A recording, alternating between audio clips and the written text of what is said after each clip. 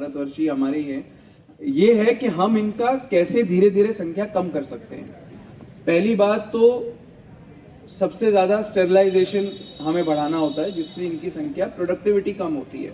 मैं बताना चाहूंगा, जब हमने ज्वाइन किया था लास्ट ईयर, तो एक एबीसी सेंटर हमारे यहाँ था जिसकी कैपेसिटी सिर्फ 20 से 25, 23, 24 डॉग्स की स्टेरिलाइजेशन की पर डे थी। अभी हमारा अगले महीने एक दूसरा एबीसी सेंटर जो हमने स्वीकृत कराया, वो अंतिम चरणों में है। कल मैंने विजिट भी किया था, वो फरवरी तक शुरू हो जाएगा। उसकी capacity 50 to 60 dogs per day की है। और सिर्फ 2 ही जगह को एक तीसरा एबीसी सेंटर भी मिला है, एक गाजियाबाद और एक लखनऊ। हमने लखनऊ से जाके ये डिमांड करी थी, तो वो भी कंस्ट्रक्शन चल रही है। तो वो जब वो भी चालू हो जाएगा, वो उससे भी बड़ा बन रहा है, तो उसकी कैपेसिटी लगभग 60 to 70 डॉग्स पर डे की स्टेरिलाइजेशन की हो जाएगी। तो जो हमारी कैपेसिटी स्टेरिलाइजेशन की थी पर डे की, वो 20-25 से बढ़ के लगभग 150-160 हो जाएगी। जो हमारी पॉपुलेशन है डॉग्स की, लगभग गाजियाबाद में जो लास्ट सेंसस हुआ था वो 49 to 50,000 की थी, जिसमें से हमारे आंकड़ों के हिसाब से 36,000 डॉग्स को हम स्टेरिलाइज कर चुके हैं। लेकिन ऑफ कोर्स 14,000 डॉग्स जो बचे हैं, 13, 14, 12 कुछ ऐसे हैं जो बचे हैं। अब ये मैं आंकड़े लेके नहीं आया था, बट रफली जो मैं समीक्षा करता हूँ, जो मुझे पता है, उससे मैं बता रहा हूँ। इनकी स्टेरिलाइजेशन करने में जितना टाइम लगेगा वो लगेगा, लेकिन जो रूल्स हैं, WBI रूल्स और जो गाइडलाइंस हैं, वो ये है कि हमें डॉग्स को स्टेरिलाइज करके उनके इनिशियल एनवायरनमेंट में वापस रखना होता है। हम उनको शिफ्ट नहीं कर सकते।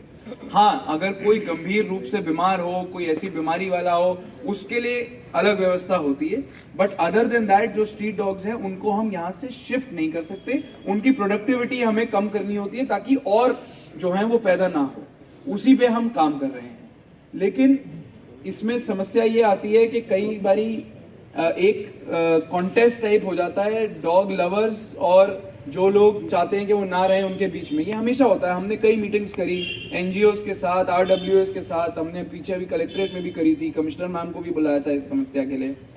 तो एक्चुअली डॉग काटता कब है, ये चीज़ हमने भी समझी। अब मैं कोई एक्सपर्ट तो हूँ नहीं, हमारे वेटनरी डॉक्टर ये हैं, लेकिन उसमें जो बात निकल के आई, जिसमें एनजीओस भी थी, कमिश्नर मैम भी थी, सब लोग थे, DM साहब भी थे, डॉग तब काटेंगे जब या तो उनको, या तो भूखे होंगे, या उनका एनवायरनमेंट थ्रेटन होगा। हाँ, नेचर हो जाता है, वो सही बात है आपकी, लेकिन नेचर वाले कम हो जाते हैं। नॉर्मली या तो भूखे होंगे या कुछ कॉन्फ्लिक्ट टाइप स्थिति होती है, ग्रुप्स होती है, तो ग्रुप्स होते हैं। तो कई जगह ये अभियान चला के, मैं आपको कंट्री का एग्जांपल दे रहा हूँ जहाँ ये समस्या का निवारण हुआ। वो ये, उन्होंने ये किया कि फीडिंग पॉइंट्स बनाए। जो डॉग लवर्स थे वो अपने आप फीडिंग करते थे, और फीडिंग पॉइंट्स को थोड़ा डिस्टेंस पे रखा। तो ये नहीं, पर फीडिंग पॉइंट्स तो हम सबको बनाने हैं ना, सिर्फ उनको थोड़ी, वो तो खाना खिला रहे हैं, यही बड़ी बात है। हाँ, आप बना के अगर देंगे दूसरे, तो हम ये 3 काम हमें साथ कर सकते हैं। पहली बात कि हम फीडिंग पॉइंट्स बनाएं, थोड़ी सी स्पेस उनको दें, और ये चीज हम होप, मतलब अगर हम, जब हम पूरा स्टेरिलाइजेशन कर लेंगे, जब हम अपनी कैपेसिटी बढ़ जाएंगी हमारी, और स्टेरिलाइज पूरे शहर के डॉग्स हो जाएंगे, तो नेचुरली प्रोडक्टिविटी कम हो जाएगी।